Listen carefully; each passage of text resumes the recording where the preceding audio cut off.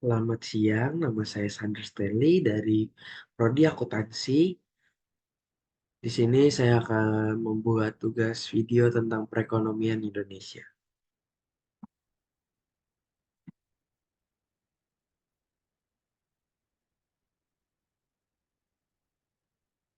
Inflasi dan deflasi. Inflasi adalah kecenderungan naiknya harga barang dan jasa pada umumnya yang berlangsung secara terus-menerus. Deflasi adalah ketika terjadinya penurunan harga barang dan jasa secara menerus dan dalam jangka waktu yang tertentu. Penyebab inflasi. Yang pertama, permintaan yang tinggi terhadap suatu barang dan jasa sehingga membuat barang atau jasa tersebut mengalami kenaikan. Yang kedua, adanya peningkatan biaya produksi. Yang ketiga, bertambahnya uang yang beredar di masyarakat. Yang keempat, ada kekacauan ekonomi dan politik seperti yang terjadi di Indonesia saat kerusuhan tahun 1998. Dampak inflasi adalah satu, daya masyarakat, daya beli masyarakat menurun, terutama masyarakat berpendapatan menengah ke bawah. Inflasi yang tinggi akan menyebabkan pendapatan real masyarakat yang akan terus menurun sehingga standar hidup masyarakat menurun. Yang kedua, tingkat inflasi domestik yang lebih dari lebih tinggi dibandingkan dengan tingkat inflasi di negara tetangga menjadikan tingkat bunga domestik real menjadi tidak kompetitif sehingga dapat memberikan tekanan pada nilai rupiah.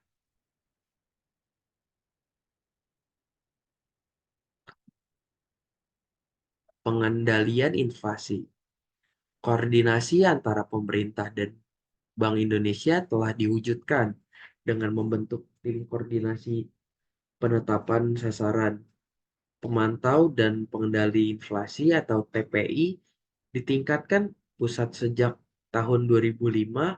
Anggotanya terdiri dari Bank Indonesia dan Kementerian Teknis terkait pemerintah seperti Kementerian Keuangan, Kementerian Dalam Negeri, Kementerian Pertanian, Sekretaris Kabinet, dan Kepolisian Republik Indonesia.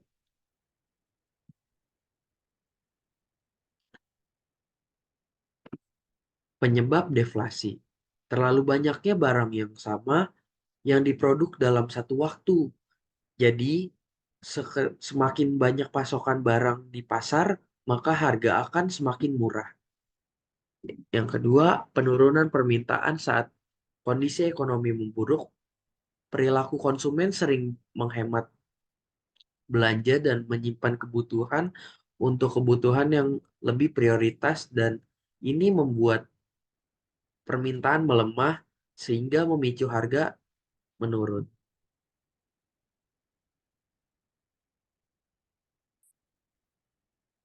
Dampak deflasi.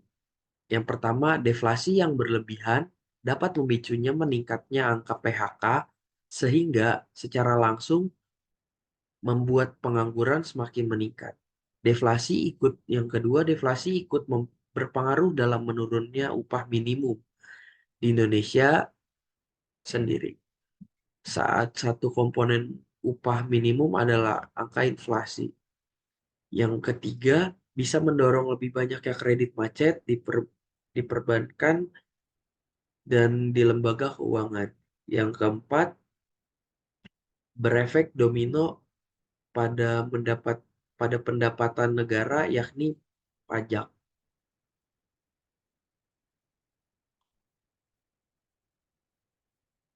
Jenis-jenis deflasinya, yang pertama ada deflasi siklus siklulasi atau kondisi ini terjadi akibat adanya perubahan dari kesuksesan perekonomian Indonesia menjadi kemunduran perekonomian. Yang kedua, deflasi strategi. Kondisi ekonomi yang menunjukkan akibat strategi kebijakan yang dikeluarkan pemerintah dan bank sentral tidak berhasil.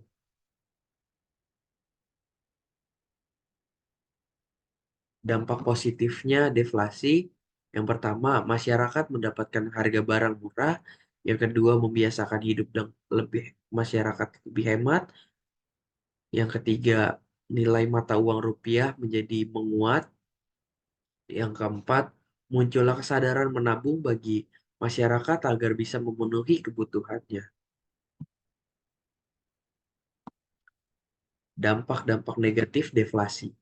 Kebijakan PHK besar-besaran sehingga banyak masyarakat yang kehilangan lapangan pekerjaan. Yang kedua, pendapat bisnis atau usaha menurun sebab harga barang menurun. Yang ketiga, kerugian yang dialami perusahaan menyebabkan cicilan kredit di bank macet. Yang keempat, kegiatan ekonomi suatu negara mengalami resesi dan kemerosotan.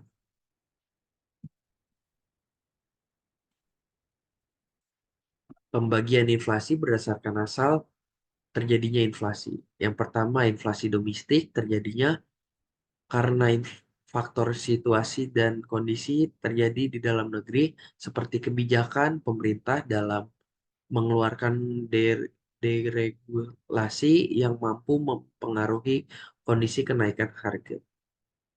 Yang kedua, inflasi impor disebabkan karena faktor situasi dan kondisi yang terjadi di luar negeri.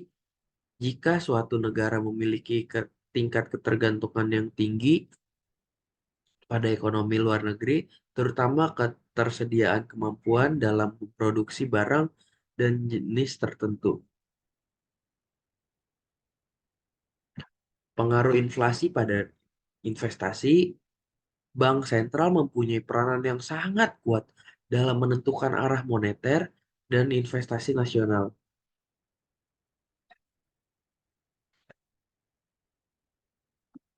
Faktor yang mempengaruhi jalannya situasi suatu investasi ke dalam suatu negara, yang pertama, satu, belum adanya suatu kepastian hukum dan peraturan yang jelas dalam mengatur pelaksanaan dan konsep investasi, serta menjamin dalam berinvestasi sehingga ini memberikan suatu resiko yang tinggi atau high risk dan ketidakpastian atau certainly dalam berbisnis. Yang kedua, belum terlaksananya proses rekturu- rekturisasi utang perusahaan dengan tuntas.